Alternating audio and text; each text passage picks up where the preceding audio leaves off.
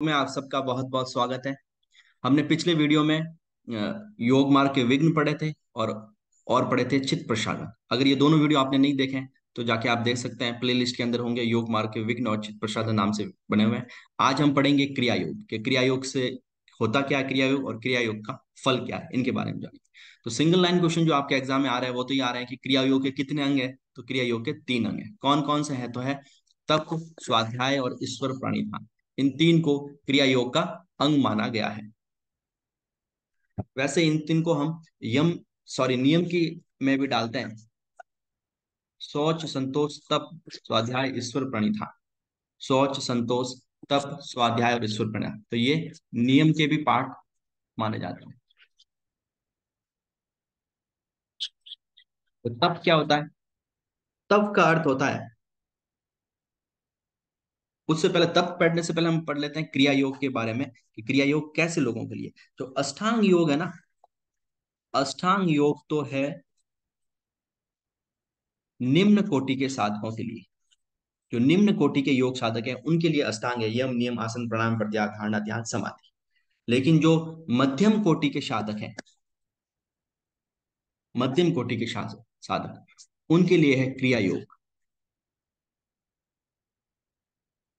और जो उच्च कोटि के साधक हैं उनके लिए है अभ्यास और वैराग्य। अभ्यास व वैराग्य, ये उच्च कोटि के साधकों के लिए। कि जो मतलब निम्न कोटि के साधक हैं, जो ऐसा समझ सकते हैं हम ग्रस्त जीवन के अंदर हैं और योग मोक्ष प्राप्त करना चाहते हैं, तो उनके लिए है अष्टांग योग। कुछ जो निम्न से थोड़े से अपर क्लास के हैं, मध्यम कैटेगरी, उनको क्रिया योग के माध्यम से समाधि प्राप्त कर सकते हैं। और जो उच्च कोटि के साधक हैं वो केवल अभ्यास और वैराग्य, इनसे भी समाधि को, इन तीनों का जो उद्देश्य है वो क्या है? मोक्ष प्राप्त करना, समाधि को प्राप्त करना।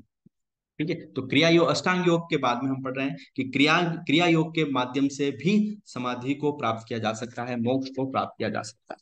और क्रिया योग के उन्होंने 3 टूल, 3 अंग बताए गए हैं। उसमें से सबसे पहला है तप, दूसरा है स्वाध्याय और तीसरा है ईश्वर प्रणिधान। इन तीनों के माध्यम से भी व्यक्ति मोक्ष को प्राप्त कर सकता है। तप क्या है? तप है हर स्थिति को सहने की क्षमता, या हर स्थिति में अपने संतुलन को नहीं खोना, ये तप कहलाएगा। तप का तात्पर्य केवल वो टीवी और फिल्मों में हम देखते हैं कि तपस्या कर रहा है कोई व्यक्ति, ठीक है, शीर्षासन करते हुए आंख बंद करके ओम नमः शिवाय का जाप कर रहा है, वो तप नहीं कहलाएगा।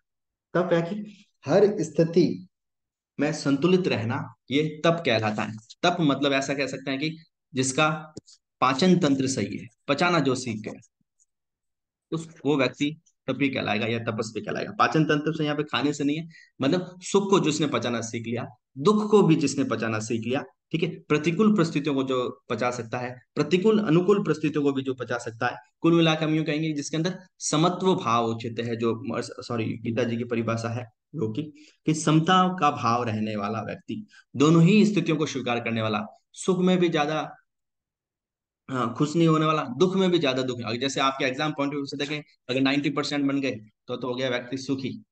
तो फिर हाँ, अब मैं आराम से नेट जेआरएफ कर लूंगा, पीएचडी कर लूंगा, इस टाइप से उछल कूद करना वो। अगर 32 बने या फेल हो गए तो भी दुखी नहीं होना, कोई बात नहीं, जो हुआ वो अच्छे के लिए। ऐसा जिस व्यक्ति के अंदर भाव रहेगा, चाहे उसके 90% बने, चाहे उसके 60% बने, चाहे 32% बने, लेकिन ना तो वो सुख होने पर सुख होता है, ना दुख होने पर दुख होता है, ऐसे व्यक्ति को हम तपस्वी या तप कह लेंगे। फिर दूसरा आता है स्वाध्याय। स्वाध्याय मतलब अच्छी पुस्तकों को पढ़ना। अच्छी पुस्तकें कौन सी है? जैसे योग सूत्र है, ज्ञान संहिता है, अपने योग के हिसाब से देखा, हट प्रदीपिका है, हट रत्नावली है, ठीक है, सनातन संबंधी संस्कृति है, उपनिषद है अपने, ये सारी जो अच्छी पुस्तकें हैं उनको पढ़ना। अब उनके पढ़ने से तो मोक्ष मिलेगा नहीं। अगर गीता जी आप 1000 बार भी पढ़ लो, क्या हमें मोक्ष मिलेगा? या आप पतंजलि योग सूत्र 2000 बार भी पढ़ लो, या सारे सूत्र कंठस्थ कर लो, उससे हमें मोक्ष नहीं मिलेगा, उससे हमें समाधि मिलेगा। मतलब जो अच्छी पुस्तकें, जो हम गीता जी को, जैसे ज्यादातर लोगों को मैंने देखा है कि जब भी व्यक्ति किसी की मृत्यु नजदीक होती है तो गीता जी का 15वां अध्याय, 12वां अध्याय, 18वां अध्याय करवा, इनसे मोक्ष प्राप्त नहीं होगा। ये तो बोला है जो 12वें अध्याय में, 15वां अध्याय में, 18वां अध्याय में जो बातें लिखी गई है, उनका अगर उन्होंने अपने जीवन रहते, जब वो स्वस्थ थे, उसका पालन कर दिया होता ना, तो मोक्ष होता। अगर गीता जी को पढ़ने से या भागवत पुराण को पढ़ने से या भागवत कथा पढ़ने से मोक्ष मिलता तो फिर सारे पंडित, सारे लोगों को मोक्ष मिलता। लगभग सारी औरतें आजकल मैंने देखा है कि आस्था टीवी पर भागवत पुराण ये सब सुनती है, उससे मोक्ष नहीं मिलेगा। मोक्ष कब मिलेगा? उनके अंदर जो लिखी हुई ये बातें या उनके अंदर जो कही गई बातों को अपने जीवन में अप्लाई करेंगे, तब हमें मोक्ष मिलेगा। तो ये अच्छी स्वाध्याय के लिए बोल रहे हैं कि अच्छी पुस्तकों को पढ़ना, मतलब अच्छी पुस्तकों को पढ़ने से क्या होगा कि हमें अपने जीवन का लक्ष्य प्राप्त करेगा, लक्ष्य प्राप्त चलेगा कि हमारे जीवन का अल्टीमेट गोल क्या है। क्या ये एग्जाम पास करना है, एमए करना है, बीए करना है, पीएचडी करना है, नेट करना है, ये जीवन का लक्ष्य है, या मोक्ष को प्राप्त करना है? ये कब मिलेगा? जब हम उपनिषदों को पढ़ेंगे, वेदों को पढ़ेंगे, ठीक है, सूत्र को पढ़ेंगे, योग सूत्र जैसे टेक्स्ट बुक पढ़ेंगे, तभी ये बोल रहे हैं कि स्वाध्याय करो। स्वाध्याय का तात्पर्य यहाँ पे कि अच्छी पुस्तकों को पढ़ो, उससे क्या होगा कि हमें जीवन का लक्ष्य निर्धारित हो जाएगा, हमारे जीवन का हमें करना क्या है और क्या नहीं करना है।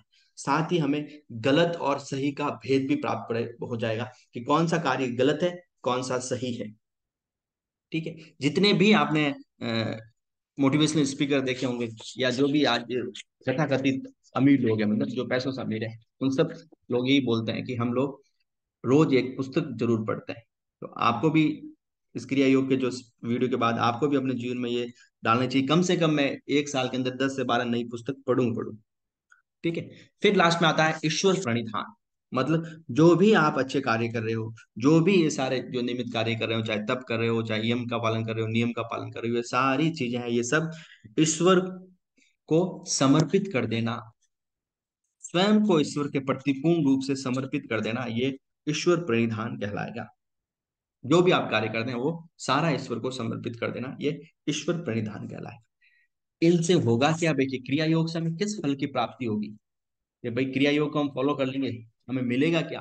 ठीक है, तो आपको दो चीजें मिलेगी। एक तो मिलेगी समाधि।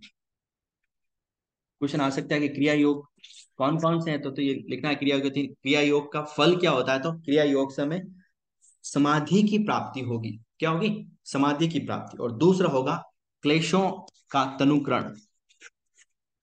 क्लेशों का तनुकरण मतलब क्लेश समाप्त हो जाएंगे। पंच क्लेश हमने पढ़े होंगे, किसी को पंच क्लेश पता है तो मुझे कमेंट बॉक्स में डालना। तो ये था आज का क्रिया योग। नेक्स्ट वीडियो में हम पढ़ेंगे स्वामी विवेकानंद को।